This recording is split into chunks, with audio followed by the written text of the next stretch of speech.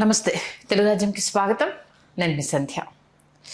ప్రస్తుత జనరేషన్లో ప్రేమ అనేది ఎప్పుడు ఎక్కడ స్టార్ట్ అవుతుంది, ఎక్కడ క్లోజ్ అవుతుంది, ఎంత దూరం వెళ్ళిపోతున్నాయి, దానిపైన ఎన్ని అఘాయిత్యాలు జరుగుతున్నాయి.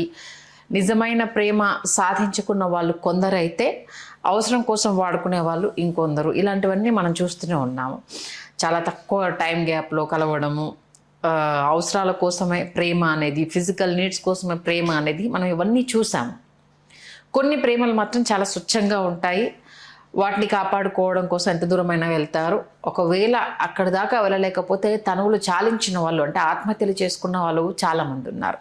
ప్రజెంట్ పశ్చిమ గోదావరి జిల్లా వేండ్ర గ్రామంలో ఒక విషాదం చోటు చేసుకుంది. ఇద్దరు ప్రేమికులు ఆత్మహత్య చేసుకోవడానికి అడవికోడు కాలువలోకి దూకారు. సీన్ కట్ చేస్తే సినీ ఫక్కీలో అబ్బాయి బ్రతికాడు, అమ్మాయి చనిపోయింది. అయితే వీళ్ళ ప్రేమలో అసలు ట్విస్ట్ కావచ్చు, విషాదం కావచ్చు, చాలా చాలా బాధాకరమైన విషయం. ఎందుకంటే వీళ్ళిద్దరి ప్రేమలో ఇరు కుటుంబాలు ఒప్పుకున్నాయి. చదువు కంప్లీట్ అయిన తర్వాత ఇంకొక అబ్బాయి వాళ్ళ సిస్టర్ ఉంది, తన మ్యారేజ్ అయిన తర్వాత మీ ఇద్దరికి సంబంధించి వివాహం చేస్తాము అనేసి అంటూ ఇరు కుటుంబాలు ఒప్పుకున్నాయి. కానీ ట్విస్ట్ ఏంటంటే అమ్మాయి జీవితంలో ఒక విషాదము అనేది, అమ్మాయి జీవితంలో తల్లిదండ్రుల దగ్గర నుంచి వచ్చిన శాపము అనేది వీళ్ళ వివాహానికి సంబంధించి అడ్డుగోడ కావడము, దాన్ని అధిగమించలేక బలవన్మరణానికి పాల్పడ్డము అనేది ఇక్కడ చాలా చాలా పెద్ద విషయాలు. ఒకసారి డీటెయిల్స్లోకి వెళ్ళే ప్రయత్నం చేద్దాం. పశ్చిమ గోదావరి జిల్లా వేండ్ర గ్రామంలో సీనియర్ జూనియర్, అంటే స్కూల్ నుంచి కూడా సందీప్కి కావచ్చు, లావణ్యకి కావచ్చు పరిచయం ఉంది. స్కూల్ డేస్లో వీళ్ళిద్దరు నార్మల్గానే ఉన్నారు. ఇంటర్ కాలేజ్కి వచ్చాక సందీప్కి లావణ్యను చూసినప్పుడు ప్రేమ మొదలయ్యింది. ఆ తర్వాత ఆ అమ్మాయికి ఆ విషయం చెప్పాడు. లావణ్య కొంత టైం తీసుకొని సందీప్కి ఓకే చెప్పింది. బట్ అందరిలా కాకుండా సందీప్ లావణ్య విషయంలో చాలా సీరియస్గా ఉన్నాడన్న విషయాన్ని తన పేరెంట్స్కి వెళ్ళి అమ్మాయిని పరిచయం చేయడం, నేను ఈ అమ్మాయిని ఇష్టపడుతున్నాను, మీరు అంగీకరిస్తే చదువు అయిపోయిన తర్వాత నేను మ్యారేజ్ చేసుకుంటాను అని చెప్పడంతో సందీప్ వాళ్ళ ఇంట్లోనూ ఒప్పుకున్నారు. ఇటు లావణ్య వాళ్ళ ఇంటికి కూడా వెళ్ళి అక్కడ కూడా చెప్పుకున్నారు, అక్కడ ఒప్పుకున్నారు. అంతా బాగానే ఉంది కదా, ఎందుకు వీళ్ళిద్దరి మధ్య అంటే చనిపోయేంత ప్రాబ్లం ఏమొచ్చింది అనేసి అంటే ఇరు కుటుంబాలు ఒప్పుకున్నాయి. అమ్మాయి ఏమో ఒక ఆక్వా ఫామ్లో పనిచేస్తుంది. ఆఫ్టర్ ఇంటర్ తర్వాత అమ్మాయి చదువు మానేసి ఆక్వా ఫామ్లో పనిచేస్తుంది. అబ్బాయి వచ్చి సిఏ చదువుతున్నాడు. అబ్బాయికి ఒక సిస్టర్ ఉంది, రెండు మిడిల్ క్లాస్ ఫ్యామిలీసే. అంటే తను ఎంత సీరియస్గా ఉన్నాడు అమ్మాయి విషయంలో అనేది, అమ్మాయి కూడా అబ్బాయి విషయంలో ఎంత సీరియస్గా ఉన్నారనేది వీళ్ళు ఇరు ఫ్యామిలీలో చెప్పడం బట్టి వీళ్ళు వాళ్ళ ప్రేమకి ఎంత వాల్యూ ఇచ్చారు అనేది చాలా స్పష్టంగా తెలిసింది. ఫ్యామిలీలు కూడా ఒప్పుకోవడము, ఎందుకంటే అమ్మాయి అబ్బాయి ఇద్దరు బాగున్నారు. అబ్బాయి బాధ్యతగా చదువుకున్నాడు, అమ్మాయి ఆక్వా ఫామ్లో పనిచేస్తుంది. ఇక్కడ లావణ్యకు తన చిన్నతనంలోనే తల్లిదండ్రులు ఇద్దరూ చనిపోయారు. ఆమె వాళ్ళ పెద్దమ్మ దగ్గర పెరుగుతూ చదువుతూ, అంటే అక్కడే వాళ్ళు అమ్మాయిని పెంచుకుంటూ చదివిస్తున్నారు. కాబట్టి ఏమైనా ఆర్థిక ఇబ్బందులు ఉన్నాయేమో, ఇంటర్ తర్వాతనే లావణ్య ఇక్కడ చదువు ఆపేయడం జరిగింది. సాఫీగానే సాగుతుంది, ఫోన్ల డిస్కషను, మీటింగ్లు ఇవన్నీ జరుగుతూ ఉన్నాయి. వాళ్ళ సిస్టర్ మ్యారేజ్ అయిన తర్వాత వీళ్ళు పెళ్లి చేసుకుందరు. ఈలోపు నీ సీఏ కూడా కంప్లీట్ అయిపోతుంది అనేసి అంటూ సందీప్ పేరెంట్స్ చెప్పారంట. వన్ డే ఫైన్, అంటే ఈ ఇన్సిడెంట్ జరిగే బిఫోర్ డే లావణ్య సందీప్కి ఫోన్ చేసి నేను నీతో మాట్లాడాలి, మన అడవికోడు కాలువ దగ్గరికి రమ్మని చెప్తే పలానా టైంలో మీట్ అవుదాము అనేసారంటే ఇద్దరు వెళ్ళేసి అక్కడ మాట్లాడుకోవడం జరిగింది. తను ఆ విషయాన్ని దాచడము తనకు మనస్కరించలేదేమో, నన్ను ఇంత ఇష్టపడుతున్న అబ్బాయి వాళ్ళ పేరెంట్స్ కూడా చెప్పేసి పెళ్లి చేసుకుంటానని చెప్పిన అబ్బాయి దగ్గర ఇలాంటి ఒక విషయం దాయడం కరెక్ట్ కాదు అనేసి అంటూ తనలో తాను పడిన అంతర్మదనాన్ని తీసుకెళ్ళి సందీప్ ముందు విషయం చెప్పింది. ఏంటి విషయం అంటే, లావణ్యకు ఒక ప్రాణాంతకమైన వ్యాధి ఉంది అన్న విషయాన్ని సందీప్ ముందు చెప్పడం జరిగింది. నేను ఎక్కువ రోజులు బ్రతకను, మా తల్లిదండ్రులు కూడా ఇదే జబ్బుతో చనిపోవడం జరిగింది అనేసి అంటే ఇప్పటివరకు ఆ ప్రాణాంతక వ్యాధి ఏంటి అన్నది తెలియకపోవడము అనేది చాలా చాలా బాధాకరమైన విషయము. కాబట్టి నేను ఎక్కువ రోజులు బ్రతకను, నీకు ఈ విషయాన్ని నేను చెప్పకుండా ఇప్పటి వరకు నేను దాచి తప్పు చేశాను, నాకు అది చాలా చాలా గుచ్చుకుంటుంది, అందుకే నీకు ఈ విషయం చెప్పేసి నేను ఇంకా మన ఇద్దరి మధ్య ఇది వర్కౌట్ అవ్వదు, ఎందుకంటే మీ ఇంట్లో తెలిస్తే ఒప్పుకోరు కాబట్టి నువ్వు ఇంకొక అమ్మాయిని చూసి పెళ్లి చేసుకుని నువ్వు హ్యాపీగా ఉండు, నాతో నీ లైఫ్ ఆగిపోవద్దు అనేసి అంటూ ఆ అమ్మాయి సందీప్కి చెప్పిందంట. సందీప్, నేనేదో ఇవాళ చూసి రేపు మర్చిపోయే ప్రేమికుడిని కాదు, నువ్వు లేకపోతే నేను బ్రతకలేను, ఇన్ కేస్ మనం కలిసి బ్రతకలేము అనుకున్నప్పుడు కలిసి చచ్చిపోదాము అంటూ కూడా, ఇప్పుడు వర్షాలు ఎక్కువగా పడుతున్నాయి, కాలువ కూడా చాలా ఉధృతంగా ప్రవహిస్తుండటంతో ఇద్దరు కలిసి అడవికోడు కాలువలో ఇద్దరు కలిసి దూకేశారు. అసలు కలిసి దూకే ఆ టైంకి సంబంధించి వాళ్ళిద్దరి మనసులలో ఏమనుకున్నారు అంటే, ఇది అబ్బాయి సందీప్ చెప్పిన విషయం. ఎందుకంటే ఇద్దరు కలిసి కాలువలో దూకారు, ప్రవాహానికి చాలాసేపు ఇద్దరి చేతులు కలిసే పట్టుకున్నారంట. ప్రవాహ ధాటికి ఇద్దరు చెరోదిక్కు విడిపోవడంతో అతను ఆ ప్రవాహంలో కొట్టుకుంటూ ఒక ఒడ్డుకు చేరాడు. లావణ్యకు సంబంధించి ఆ ప్రవాహంలో కొట్టుకుంటూనే వెళ్తుంది. తన ఒడ్డుకు చేరుతున్న టైంలో అక్కడున్న స్థానికులు చూసి అబ్బాయిని సందీప్ని కాపాడడం జరిగింది. లావణ్యను కాపాడే ప్రయత్నం చేసిన ప్రవాహంలో లావణ్య కొట్టుకుపోయింది అనేది ప్రజెంట్ ఇప్పటి వరకు ఉన్న సమాచారం. సందీప్ నుటావుట్న స్థానికులు ఆసుపత్రికి తీసుకెళ్లారు, పోలీసులకు ఫోన్ చేశారు. సందీప్ ప్రాణాపాయ స్థితి నుంచి బయటపడ్డాడు. కానీ అమ్మాయి లావణ్య స్పాట్ డెడ్ అయిపోయింది. ఆ ప్రవాహంలో అమ్మాయి కొట్టుకుపోవడము, బలంగా దెబ్బలే తగిలాయో ఏంటో తెలియదు, ఆ అమ్మాయి చనిపోయిందన్న న్యూస్ ప్రజెంట్ బయటికి రావడం జరిగింది. అంటే ఆ అమ్మాయికి ఉన్న ప్రాణాంతక వ్యాధి ఏంటి అన్నది మరి లావణ్య కుటుంబ సభ్యులకు కూడా తెలిసే దాచారా అన్నది ఒకటి.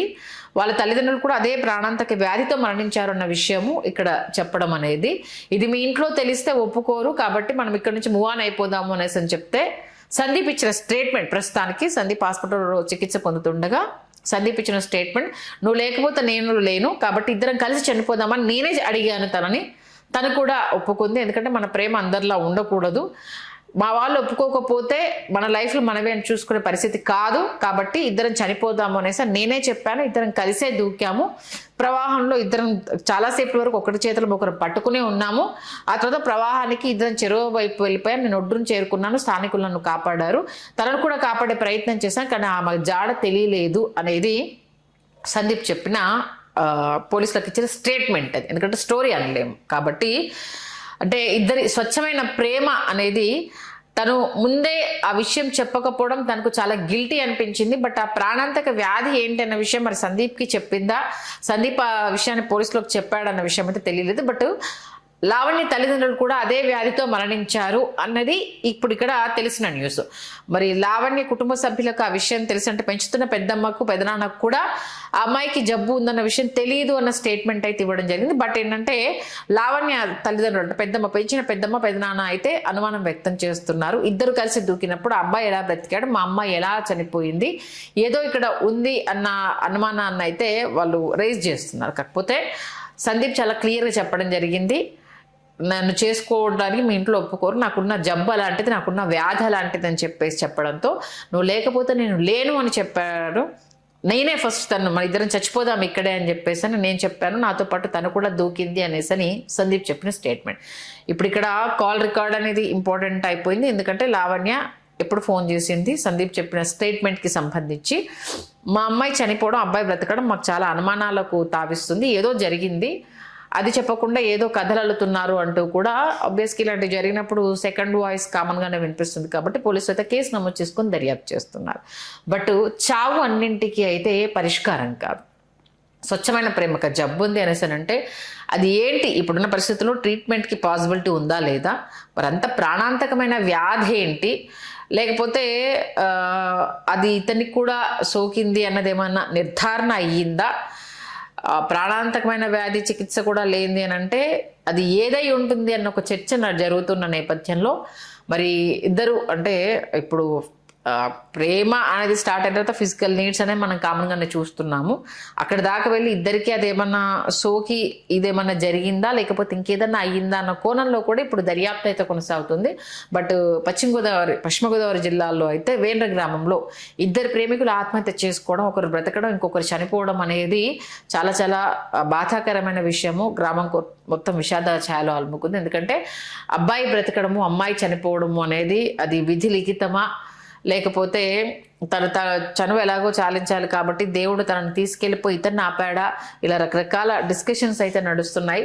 మొత్తానికి స్వచ్ఛమైన ప్రేమకు సంబంధించి బ్రతకలేము అనుకుని చనిపోదాము అని వాళ్ళు తీసుకున్న డెసిషన్ కరెక్ట్ కాదు అన్న వాదన తెర మీద తీసుకొస్తున్నారు. ఎందుకంటే అంత ప్రేమించినప్పుడు ఆ అమ్మాయిని బ్రతికించే ప్రయత్నం చేయాలి కదా బ్రో, నువ్వే చనిపోదాము అనేసి అడుగు వేయడం ఏంటి? నిండా 20 సంవత్సరాలు లావణ్యకి, 22 సంవత్సరాలు సందీప్కి ఉన్నాయి. ఇద్దరికి చాలా చిన్న ఏజ్ అనేది చాలా క్లియర్గా తెలుస్తుంది. 22 సంవత్సరాలు మాత్రమే సందీప్కి, 20 సంవత్సరాలు మాత్రమే లావణ్యకి. చనిపోయే వయసా ఇది అని అంటే కాదు.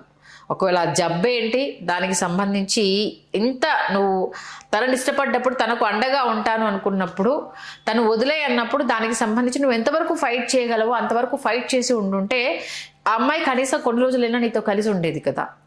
నువ్వు కూడా చనిపోదాము, నువ్వు లేకపోతే నేను లేను అంటూ ఇలాంటి పిరికిపంద చర్యలు చేయడము కరెక్ట్ కాదు కదా. ఇప్పుడు నువ్వు బ్రతికావు, అమ్మాయి చనిపోయింది, జీవితాంతం అయితే ఇది నీకు బాధే కదా.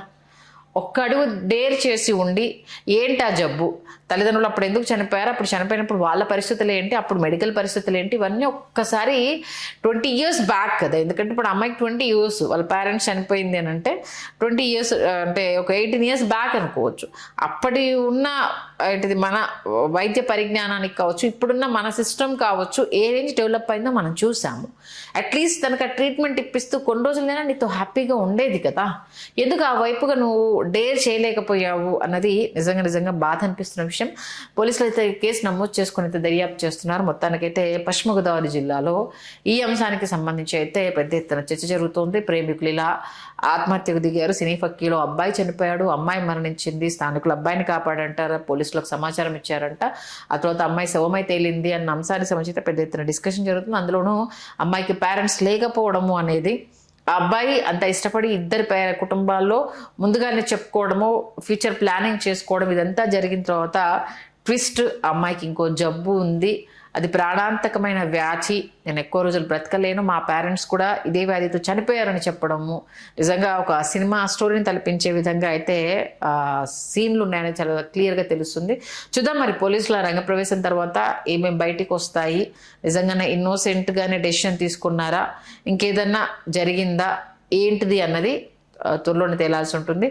మరి లావణ్య పెద్దమ్మ పెద్దనాన్న చేస్తున్న డిమాండ్, ఆ అమ్మాయికి ఏం జబ్బు ఉందన్నది ఇప్పుడు ఆ పోస్ట్ మార్టం అయిన తర్వాత, లేకపోతే ఇప్పుడు సందీప్ అమ్మాయితో చెప్పిన స్టేట్మెంట్, ఇంకా అది అబ్బాయి అయితే ఇద్దరం దూకాలని నిర్ణయించుకున్నాం, ఇద్దరం చనిపోవాలనుకున్నామని చెప్పాడు. కానీ అమ్మాయి జబ్బు ఏంటన్న విషయం కూడా పోలీసులకు ఇచ్చిన ఇప్పుడు మనకు వీడియో సోషల్ మీడియాలో వస్తున్న వీడియోలో అయితే జబ్బు గురించి చెప్పలేదు.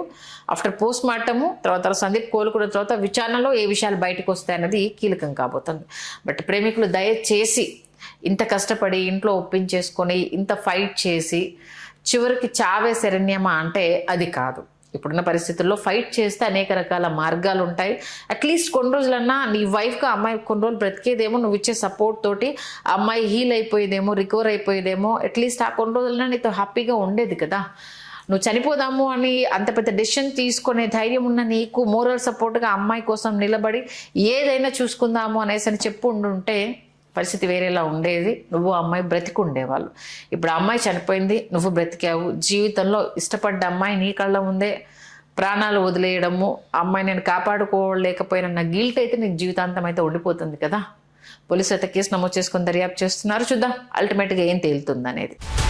హలో, తెలుగు రాజ్యం ఛానల్ చూస్తున్నారా? సామాజిక రాజకీయ జీవన చిత్రణే తెలుగు రాజ్యం. అతిశయోక్తులు అసత్యాలు ఉండవు. రాజకీయ కోణం కాదు, ప్రజా కోణమే కొలబద్ద. తెలుగు రాజ్యం వీక్షణ నీ ఉత్తమ అభిరుచికి నిదర్శనం.